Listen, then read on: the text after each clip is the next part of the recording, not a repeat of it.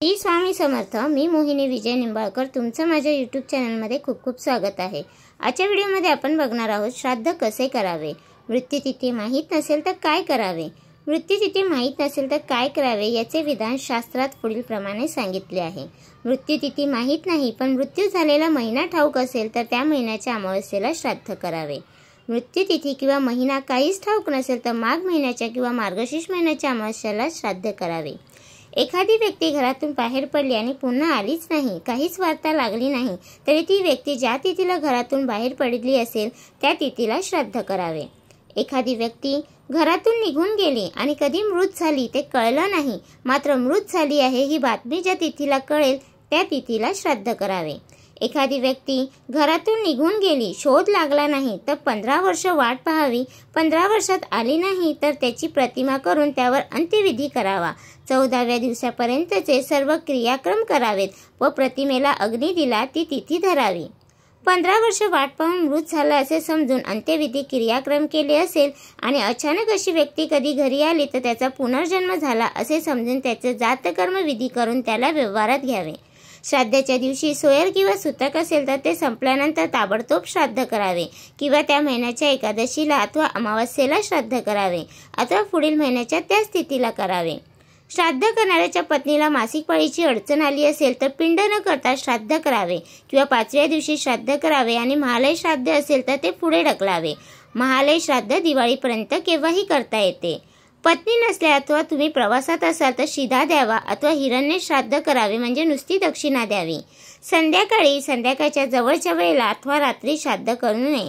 श्राद्ध शक्यतो तळमजल्यावर स्वतःच्या घरातच करावे अथवा दुसऱ्याच्या घरात त्याच्या परवानगीने करावे। आपत्कालीन श्राद्ध प्रकार। श्राद्धाच्या दिवशी आचार संपन्न उत्तम ब्राह्मण मिळाले नाही तर जसे ब्राह्मण मिळतील तसे सांगून श्राद्ध करावे। आईचे श्राद्ध असेल आणि ब्राह्मण मिळत नसतील तर सुवासिनी बोलून सांगून श्राद्ध करावे। कोणीच ब्राह्मण मिळाले नाहीत तर पाटावर दर्भाचे ब्राह्मण बसवावेत आणि यथाविधी श्राद्ध करावे। याला चटश्राद्ध असे म्हणतात किंवा गायीला नैवेद्य दाखवावा व जेवू घालावे। स्वतःला राजकार्यामुळे तुरुंगवासामुळे अथवा आजारपणामुळे श्राद्ध करण्यास जमत नसेल तर आपल्या पुत्राकडून शिष्याकडून अथवा ब्राह्मणाकडून श्राद्ध करून घ्यावे। विधियुक्त श्राद्ध करणे शक्य नसेल तर आमश्राद्ध करावे। आमश्राद्ध म्हणजे शिधा देऊन बाकी श्राद्धाचे सर्व विधी करावेत। क्रमाने वरील प्रमाणे श्राद्ध करणे शक्य नसेल तर हिरण्य श्राद्ध करावे। हिरण्य श्राद्ध म्हणजे फक्त दक्षिणा देऊन केले जाणारे श्राद्ध। या श्राद्धात पिंडदान करत नाही। ब्रह्मार्पण विधीने श्राद्ध करावे। ब्रह्मार्पण विधी म्हणजे ब्राह्मणांना घरी बोलावून हातपाय धुतल्यावर आसनावर बसून त्यांची पंचोपचारे पूजा करावी आणि पितृस्वरूपी जनार्दन वासुदेव प्रियताम असा संकल्प करून भोजन घालावे व दक्षिणा द्यावी। पिंड श्राद्ध करावे। पिंड श्राद्ध म्हणजे संकल्पपूर्वक केवळ पिंडदान करावे, तेथे ब्राह्मण भोजन नाही घातले तरी चालते। वरील काहीही करणे शक्य नसेल तर पितरांच्या नावाने पाण्याने भरलेला कुंभ ब्राह्मणाला द्यावा।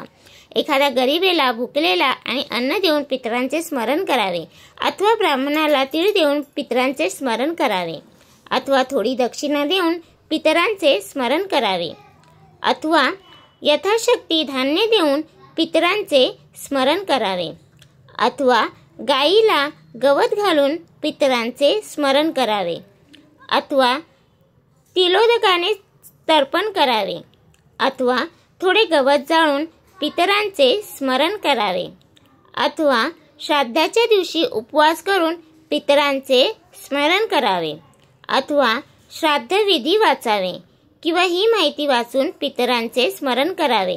यापैकी काहीही करणे शक्य नसेल तर वनात जाऊन गवताची काडी सूर्याला व लोकपालांना दाखवून दोन्ही हात वर करून प्रार्थना करावी की हे पितरांनो, माझ्याजवळ श्राद्धाकरिता काहीही धनसंपत्ती नाही, मी सर्व पितरांना नमस्कार करतो, माझ्या प्रार्थनेने सर्व पितर तृप्त होत।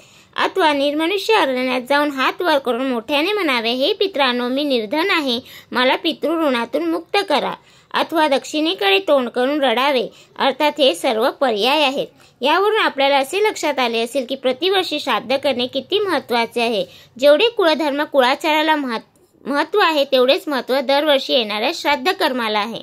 तर तुम्हाला हा माझा व्हिडिओ कसा वाटला प्लीज कमेंट करून नक्की सांगा। व्हिडिओ आवडला असेल लाईक कमेंट शेअर करा आणि चॅनलला सबस्क्राईब करायला विसरू नका।